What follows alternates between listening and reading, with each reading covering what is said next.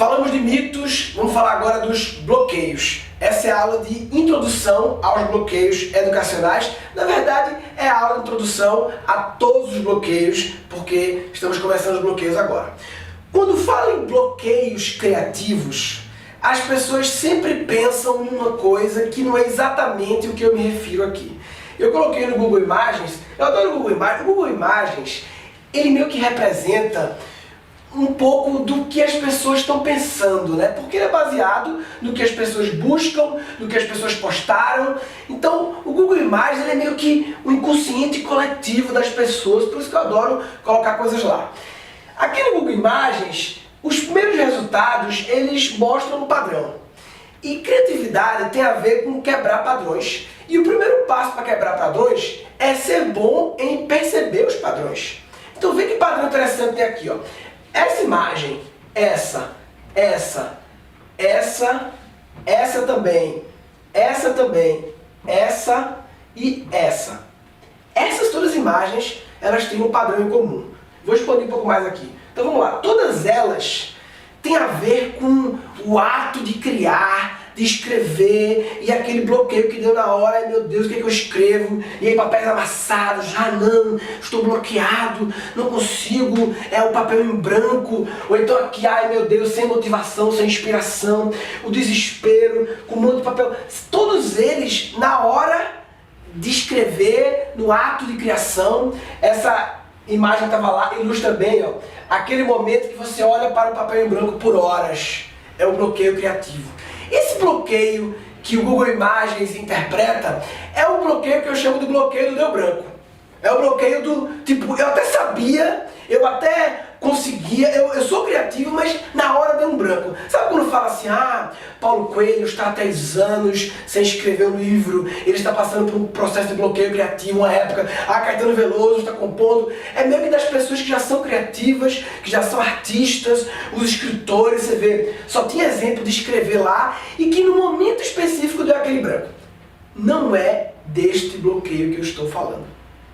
Quando eu falo de bloqueios, lembre-se, nós nascemos criativos e desaprendemos a ser criativo. Lembra? Criatividade natural, as pessoas nascem um pouco maior, um pouco menor, aí vem os bloqueios, elas são bloqueadas, nós nascemos obras-primas e vão se colocando coisas por cima, né, como se fosse um casco de navio. Eu acho que é uma boa analogia o casco de navio, porque já para pensar que um navio, assim como um automóvel, um avião, ele também tem uma aerodinâmica, no caso uma hidrodinâmica, ou seja, o desenho do navio ele é projetado de um jeito perfeito para cortar a água, assim como um carro de Fórmula 1 ou um avião é projetado, desenhado para cortar o ar. Então a hidrodinâmica é muito importante e à medida que vai sedimentando essas coisas no casco do navio, o que acontece? Ele perde performance.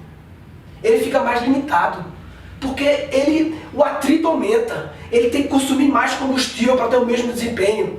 Então nós nascemos com um casco zerado, com um design perfeito para ter grande performance criativa e ao longo do tempo vão sedimentando coisas que vão grudando na gente e começam a deixar a gente mais lento, menos capaz de fazer mudanças, mais limitado, prejudicando a nossa performance.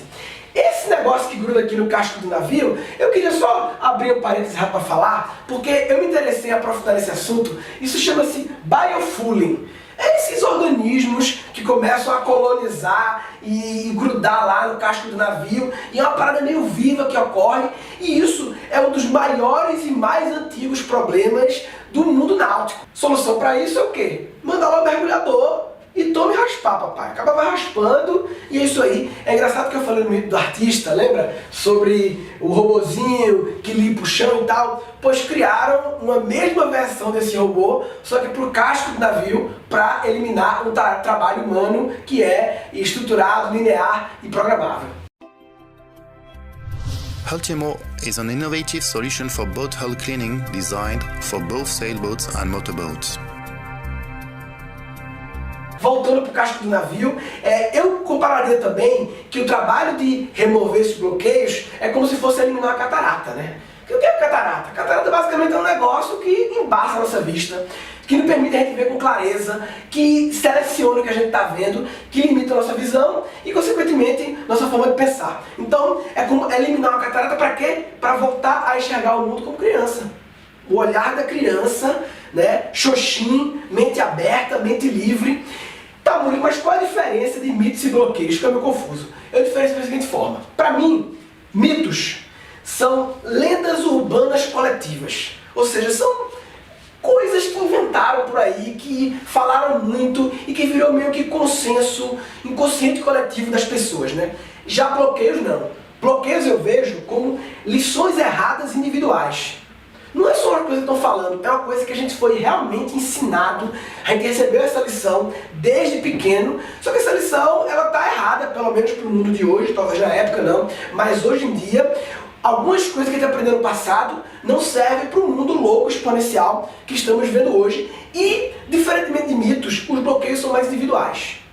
Cada pessoa sofreu um pouco mais bloqueio do que outra. Os bloqueios não tem uma coisa assim de que todo mundo tem todos, não. Basta um bloqueio criativo que isso pode limitar a sua capacidade de fazer diferente totalmente, mesmo que os outros você não tenha, né? Os mitos são as coisas mais coletivas. Inclusive quando eu vou assim no programa de TV ou dar uma palestra, eu sempre foco nos mitos. Porque os mitos são coletivos, eu sei que todo mundo é meio que o consenso entre a maioria das pessoas. A gente fez até no Rádio do Papai um santinho tirando onda dos 4 mitos, porque essa é a primeira mensagem que a gente tem que falar para as pessoas, porque é o que elimina já as lendas urbanas e depois a gente vai para o aprofundamento dos bloqueios, que são paradas individuais. Então beleza, mitos são lendas urbanas coletivas, bloqueios, lições erradas individuais. Os mitos a gente tem que esquecer. Os bloqueios a gente tem que desaprender. É meio parecido, mas quando eu falo desaprender, é um esquecimento nível hard, nível mais profundo, porque não é uma coisa que você já só ouviu falar, é uma coisa que você ouviu a vida toda, durante 10, 15, 20 anos, de pessoas importantes, como pais, como professores, como pessoas que você respeita e que você internalizou aquilo como uma verdade absoluta que, depois de 15 anos, não é fácil remover. Então, eu falei muito na aula de start que esquecer é tão importante quanto lembrar, desaprender é tão importante como aprender. Eu vi essa notícia aqui de Silvio Meira, um grande mentor meu, desaprender dá mais trabalho do que aprender até. Silvio Meira tem uma explicação incrível sobre a diferença de inovação e criatividade. Ele fala que inovação é a criatividade emitindo notas fiscais. Eu acho muito interessante. Eu costumo dizer que criatividade é a imaginação aplicada e inovação é a criatividade empacotada. Empacotada para quê? Para oferecer ao mercado, ao grupo de pessoas, para gerar um valor para terceiros. E eu acho muito legal dizer que inovação é a criatividade emitindo notas fiscais, ou seja, jogada no mercado e gerando interesse das pessoas. Porque você pode ser criativo apenas para uma coisa específica sua. Você dá uma solução criativa para algo que só serve para aquela situação, para você, naquele contexto. Isso é muito legal. É dar soluções criativas, não se contentar com o padrão, para cada pequeno problema da nossa vida. Quando você consegue pegar uma solução dessa e empacotar para oferecer ao mercado e isso gerar notas fiscais, vira inovação. Agora, essa frase de Alvin Toffler eu acho brilhante. O analfabeto do século XXI não é aquele que não sabe ler e escrever, mas aquele que não sabe aprender, desaprender e reaprender. Muito conectado com aquilo que eu falei lá do start, né? Só que quando fala aprender e reaprender, é um nível mais profundo até do que simplesmente esquecer uma coisa, né? Por isso que eu chamo de bloqueios e por isso que o nome do curso é Reaprendizagem Criativa. Então nos bloqueios a gente vai ter que aprender quais são os bloqueios para poder desaprender esses bloqueios. E eu criei um framework para explicar isso, um framework próprio meu, que eu usei uma linha do tempo de idade aqui, 10 anos, 20 anos, 30 anos em diante, e eu dividi em 3 tipos de bloqueios. Eu considerei os bloqueios educacionais, aqueles que ocorrem durante o nosso processo de educação, é aquele processo que vai até os 15, 20 e poucos anos, em que a gente está sendo preparado para entender a cultura vigente, as regras vigentes, como o planeta funciona, como o mundo funciona, né? É o processo que a gente se civiliza. E nesse processo ocorrem muitos problemas, porque o que era para ser um processo de construção do indivíduo acaba sendo um processo de padronização do indivíduo, e é aí que vem o problema.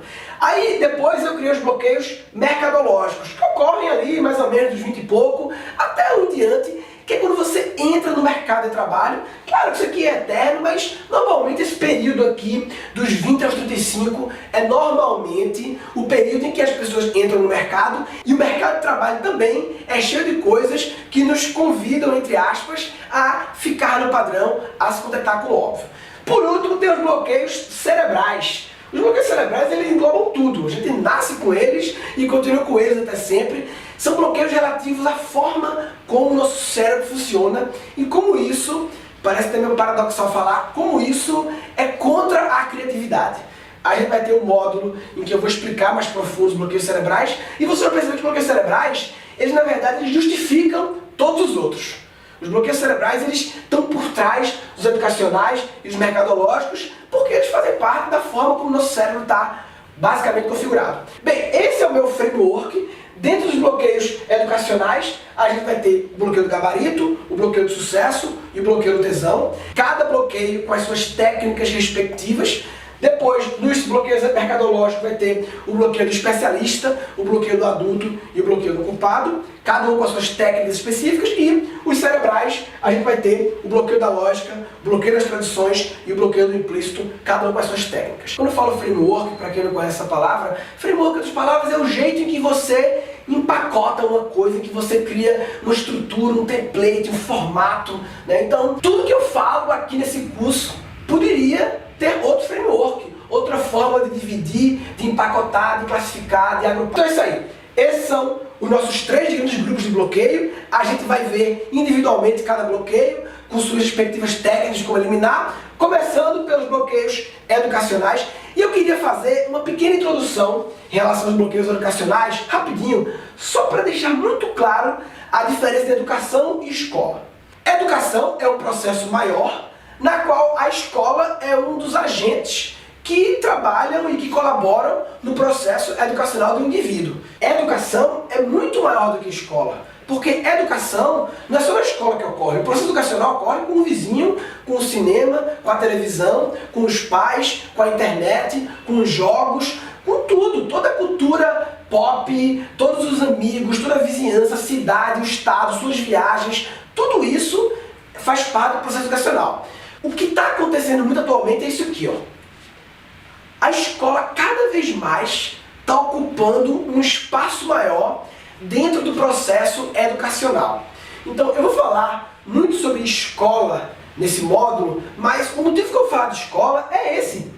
É porque a escola cada vez mais está ocupando um espaço maior. As crianças cada vez mais estão mais cedo na escola, ficando mais tempo na escola. Eu sei que isso tem a ver com a necessidade do mundo atual, a dinâmica dos pais, da família, mas a gente tem muita clareza de quais são os riscos de quando isso ocorre.